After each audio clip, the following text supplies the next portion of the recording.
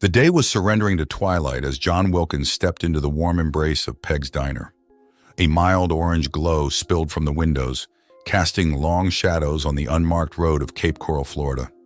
Palm trees swayed like spectral dancers against the encroaching dusk. There was a fragrance of nostalgia in the air, a strong blend of the sea and fried food, underscored by the faint whiff of an impending storm. Inside, John settled onto a red-checkered stool at the counter. A woman, Peg presumably, moved with a graceful kind of chaos around her little kingdom. Her hands were full, but her smile was generous. "What'll it be, darling?" she asked, a plate of apple pie vanishing from her hands only to be replaced by a steaming pot of coffee. He took his time to answer. His words, when they came, were soft-spoken, not timid but thoughtful. "Coffee, black, please? And some of your time if you could spare it." "Always got time for a customer." Peg set down a cup, poured the black brew until it kissed the rim. "You're new around here." John nodded, accepting the mug. "Yes, I'm in town for a story. I'm a journalist, see? Heard whispers about ghost sightings around the old Henderson crypt." Peg's cheerful eyes flickered.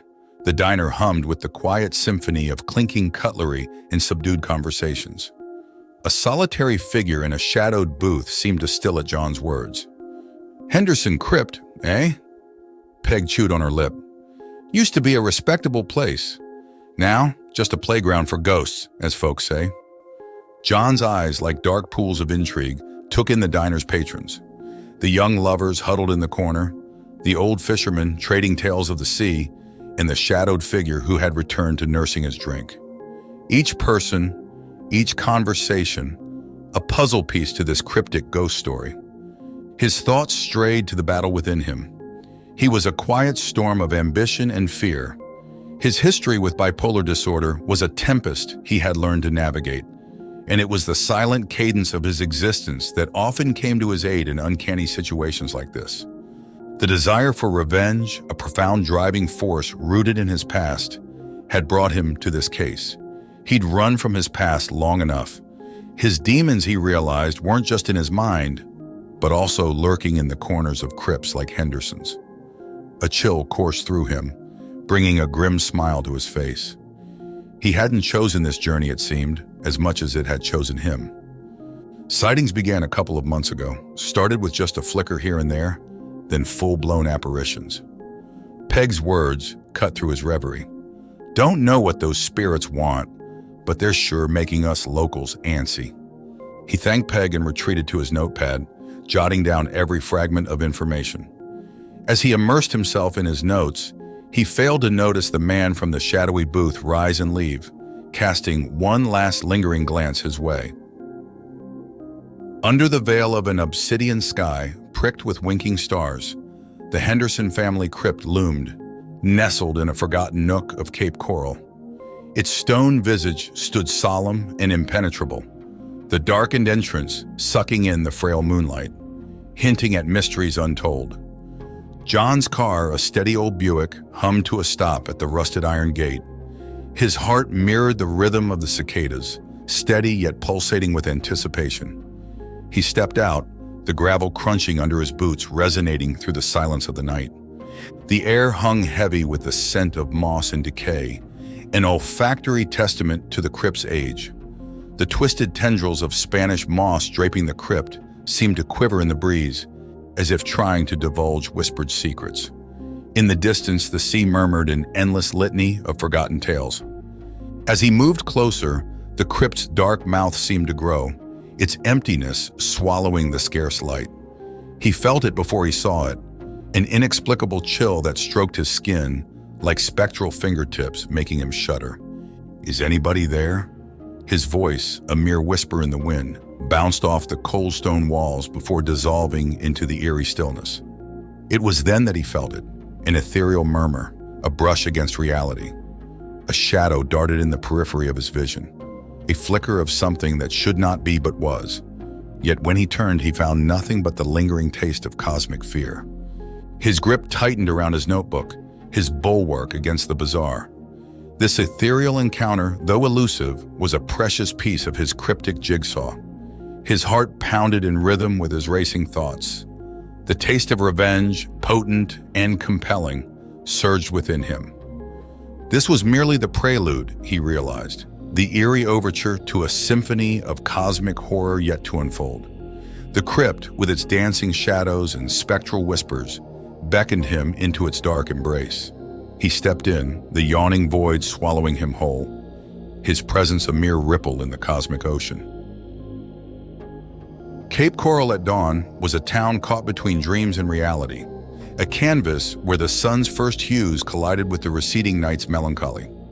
John had spent the night with the crypt's chilling embrace, and he returned to the waking world with the burden of unseen knowledge.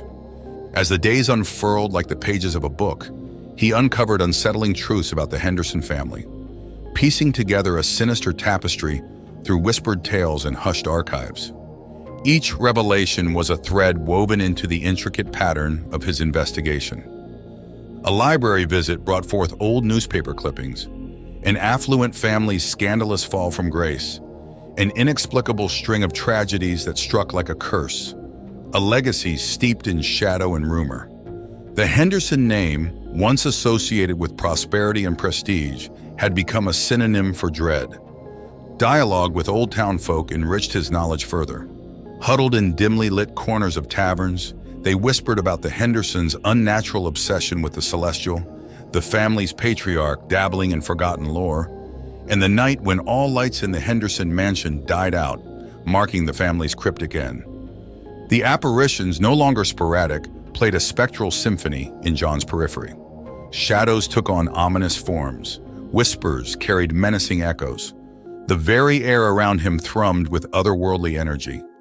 His senses, honed by years of journalistic skepticism, now heightened by the ever-present buzz of cosmic horror, discerned the pattern. These hauntings were not random acts of spectral unrest. They bore a distinct signature, a terrifying frequency resonating with his past. They were calling to him, seeking him, an uncanny melody sung only for his ears. In the solitude of his motel room, he pored over his notes, tracing the connecting lines between the Henderson family's past, the spectral apparitions, and the unsettling realization that he was the intended audience of these unearthly spectacles. The man in the shadowed booth, the whispered warnings, the inexplicable chill in the crypt, the ominous figure watching his progress. It all began to coalesce into a horrifying revelation. He wasn't an outsider looking in, but a player in this grand cosmic game, a pawn led to the board by an unseen hand. As he fell into an uneasy slumber, he failed to notice the spectral figure that stood by his window, an eerie silhouette beneath the waning moon. The figure watched, its presence an ephemeral whisper in the cosmic symphony that was steadily growing in tempo. Beneath the sullen dome of twilight, the Henderson crypt stood, its stone facade etched with the patina of countless moons. John Wilkins, a mere mortal caught in the grip of cosmic machinations, stood before its timeless threshold, the drumming of his heart echoing in his ears. His journey had evolved into a voyage through the unsettling abyss of his own being. He had stared into the crypt and the crypt had stared back, revealing in its murky depths the echo of his own personal struggles. His bipolar disorder, once a condition diagnosed by white coats and sanitized rooms, was no longer just a psychological battle. It had taken on a disturbingly cosmic dimension, a reverberation from the echoes of an ancestral curse. As he crossed the crypt's threshold, he felt the rhythm of the universe undulate around him, the cosmic dance spiraling into a vortex of madness. His investigation, his obsession, was becoming a mirror, reflecting not only the horrors that lay buried within the Henderson crypt, but the horrors within himself. His relentless quest led him to unearth spectral identities from forgotten lore, unearthly entities seeking retribution.